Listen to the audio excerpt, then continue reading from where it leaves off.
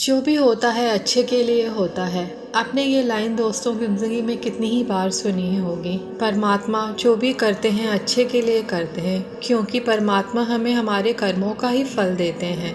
किंतु इसका मतलब ये नहीं है कि अगर हम कुछ अन्याय होता देख रहे हैं तो ये सोचकर चुप करके बैठ जाएं कि जो हो रहा है अच्छे के लिए हो रहा है।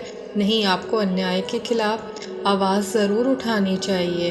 तब आपको इस स्थिति में यह नहीं सोचे कि जो हो रहा है अच्छे के लिए ये हो रहा है। और हम में से बहुत से लोग इसका सही मतलब भी नहीं जानते हैं। जब किसी की मृत्यु होती है तब सब यही कहते हैं कि जो हुआ अच्छा नहीं हुआ।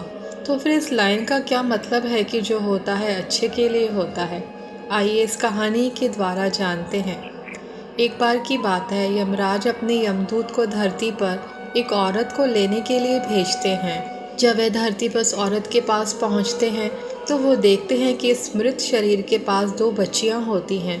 एक बच्ची अपनी माँ के साथ खेल रही थी और एक बच्ची रोते रोते सो गई थी। यह देखकर यमदूत को अच्छा नहीं लगा और वह उस मृत शरीर को लिए बिना ही यमलोक चले गए। वहाँ जाकर वे यमराज को बोले कि हे प्रभु, क्या हम उस मृत शरीर में थोड़े समय के लिए जान नहीं डाल सकते, क्योंकि उसकी बेटियां बहुत ही छोटी छोटी सी हैं। पिता न होने के कारण वे अनाथ हो जाएंगी। यमराज जी बोले, तुमने इस मृतक शरीर को ना लाकर अच्छा नहीं किया। यह करके परमात्मा के काम में विघ्न डाल रहे हो। इसके लिए तुम्हें सजा दी जाएगी। यमराज ने कहा कि तुम धरती पर चले जाओ और तब तक वापस नहीं आना जब तक तुम अपनी मूर्खता पर हंसी ना उड़ाओ। यमदूत धरती पर चले जाते हैं। यमराज द्वारा सर्दी के कपड़े ना दिए जाने पर यमदूत ठंड के मारे ठिठुर रहा था। उसी समय वहां से एक व्यक्ति जा रहा होता है। उसे यमदूत को ऐसी हालत में देखकर बहुत दया आ जाती है। उस व्यक्ति के हाथ में एक कंबल था जो कि वह अपने बच्चों के लिए ले जा रहा था, परंतु उसे दया आ जाती है और वो वह कंबल यमदूत को दे देता है और उसे अपने साथ घर चलने के लिए कहता है। जब वह व्यक्ति घर पहुंचता है तब उसकी बीवी उससे पूछती है कि क्या तुम बच्चों के लिए कंबल नहीं लाए? तब वह व्यक्ति बताता है कि वह कंबल मैंने इनको दे दिया। तब उस व्यक्ति की बीवी गुस्सा होकर बोली, इस कंबल की ज़्यादा ज़रूरत इन बच्चों को है। यमदूत मन ही मन हंसने लगा और कहने लगा, इनको नहीं पता कि इनके घर यमदूत आया है। वह व्यक्ति चमड़े के जूते बनाया करता था और वहाँ रहते रहते यमदूत भी यह बनाना सीख गया। यमदूत इतने अच्छे चमड़े के जूते बनाया करता था कि सब लोग उनसे चमड़े के जूते बनवाने आते थे। एक बार उस नगर के राजा ने अपने सिपाही को उस व्यक्ति के पास भेजा।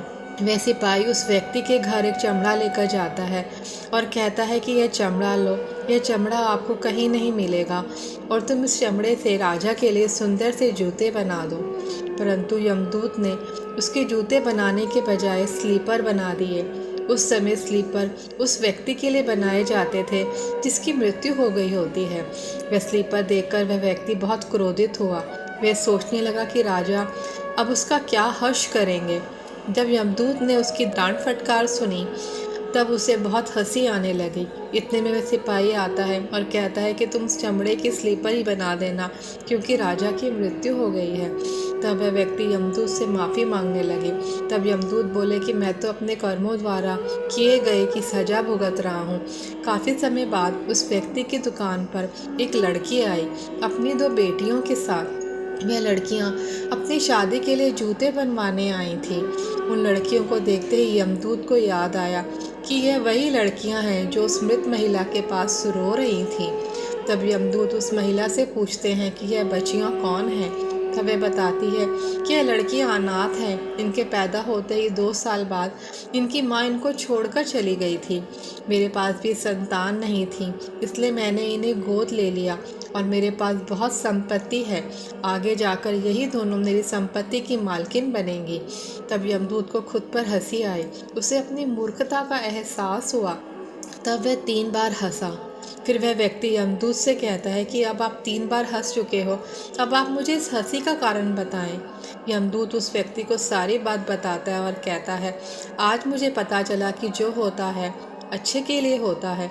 जो हो रहा है वो भी अच्छा हो रहा है और जो होगा वो भी अच्छे के लिए ही होगा। आशा करती हूँ आपको ये कहानी पसंद आई होगी। कृपया वीडियो को लाइक और चैनल को सब्सक्राइब कीजिएगा। धन्यवाद।